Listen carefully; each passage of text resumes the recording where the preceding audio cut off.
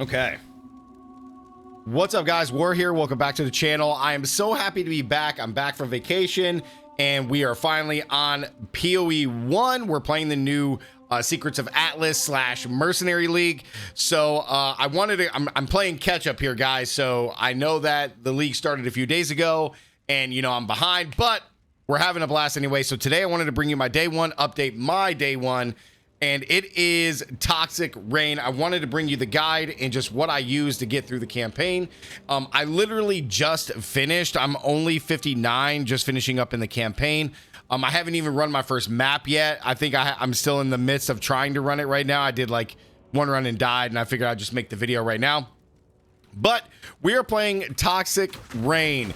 It has been an absolute blast to play Toxic Rain and play something a little bit different. So I want to give a big shout out to my boy Demon Muppets in my community. He's like, hey man, you need to play Toxic Rain, because I was going to be playing Lightning Arrow is my normal league starter in PoE 1, but Toxic Rain just, I guess it just felt really good and really strong, and I've never really played dot builds in this game, so I figured I would do it. So let's go over the build and everything that we have here, just the gear that I use, the main pieces, the passive tree, and all of these things for you guys, and the skills that I used along the way. So when you first start in the league with a ranger on here, I have Toxic Rain. However, you don't get this till level 12 or 13, something like that.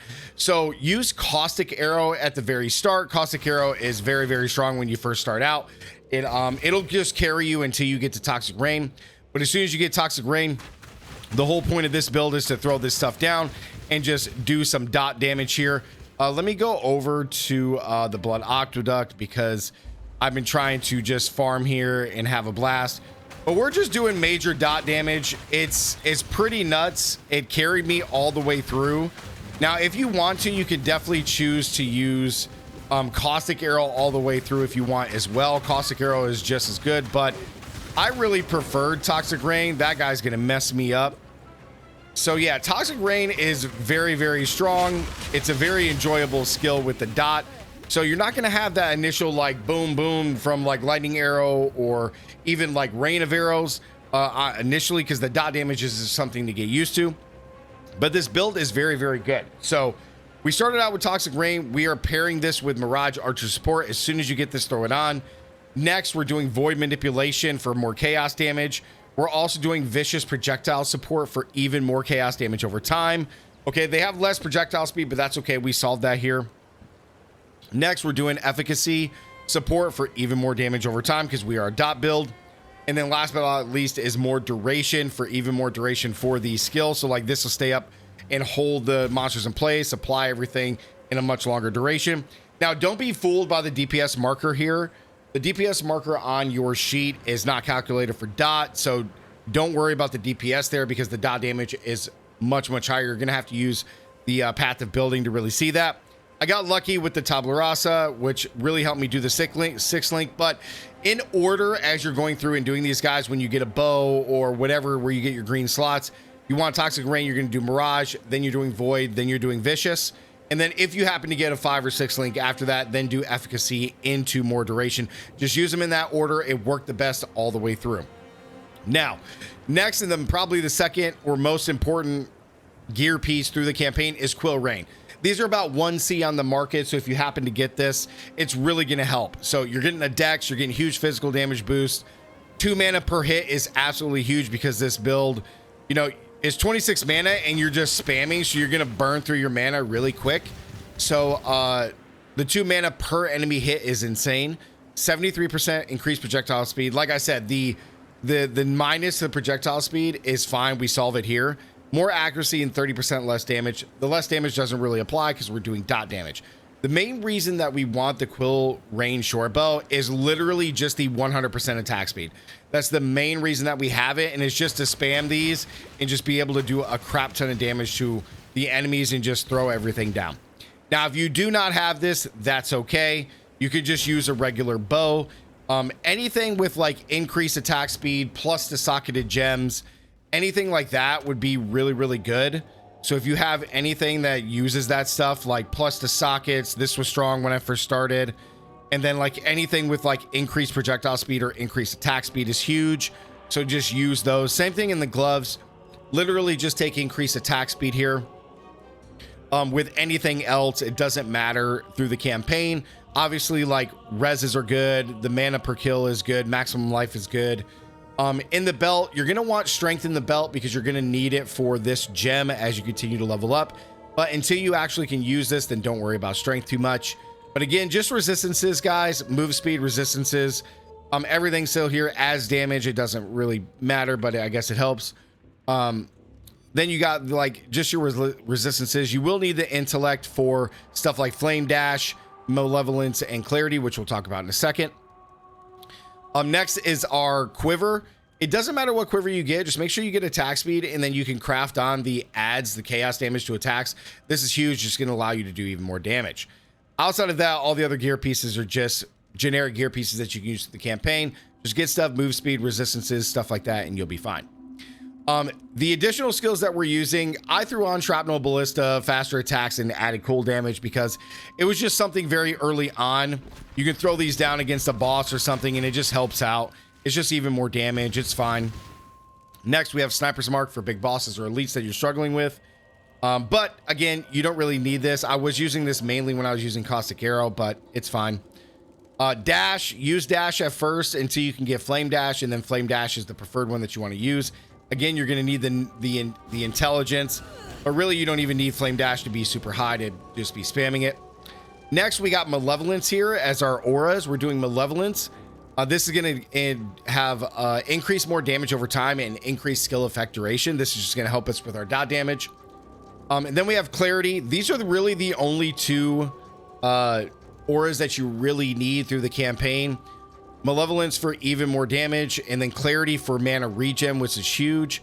But you could also run Blink Arrow is really strong to just to speed through the campaign. I just have this still, but now that the campaign's over, I will not be using this anymore. The last aura that you can use is, where is it? Grace. This is just even more evasion. Very strong. However, I only have 212 mana, so if I go down here and I add on Grace, then I'm only at 42 mana, which is really bad, and I only have 26 mana cost, so I can't really spam this. So you got to kind of pick and choose which one you want to take off.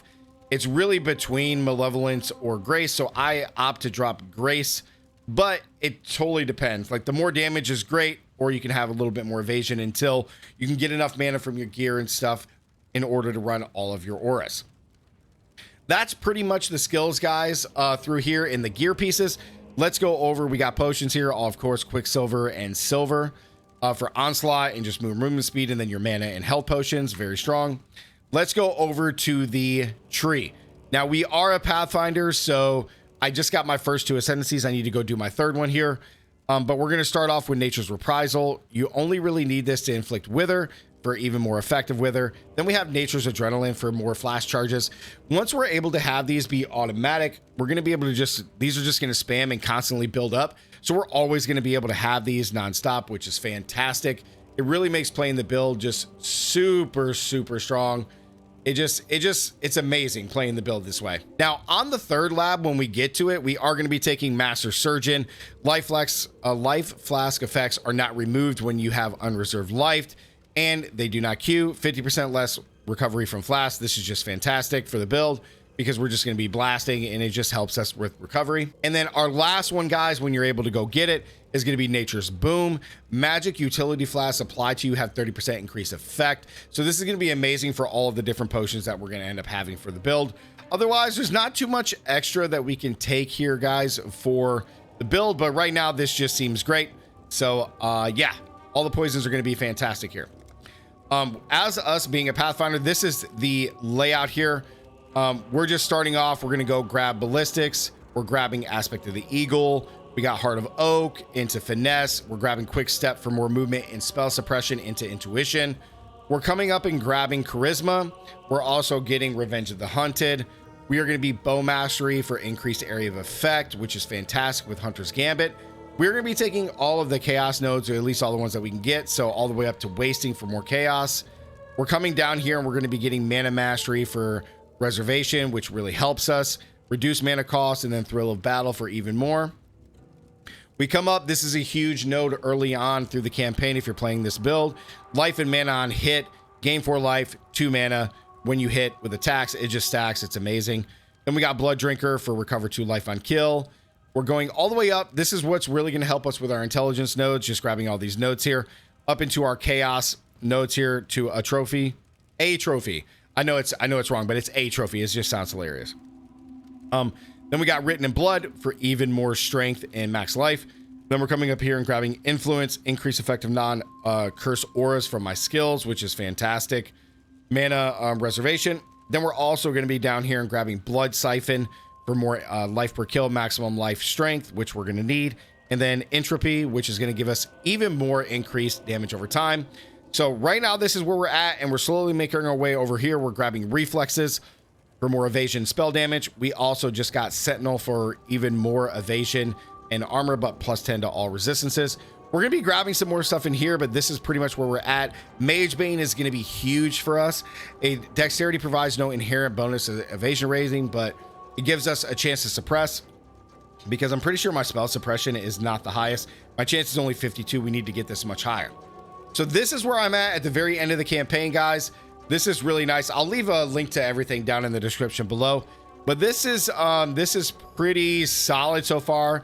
I will say that comment, guys, like the video, comment down below. Let me know if you guys have any suggestions, anything I can do to the tree or anything that I can do to improve the build. We're just now starting to get into maps, and we got to go get the rest of our passives and stuff like that. But this is where we're at with Toxic Rain. I'm going to be continuing to improve this, guys. So, but yeah, I've only played like 6 or 7 hours to get through the campaign, which is pretty slow in comparison to other things, but we're still getting there. Toxic Rain has been a blast to play. I can't wait to improve this build even more.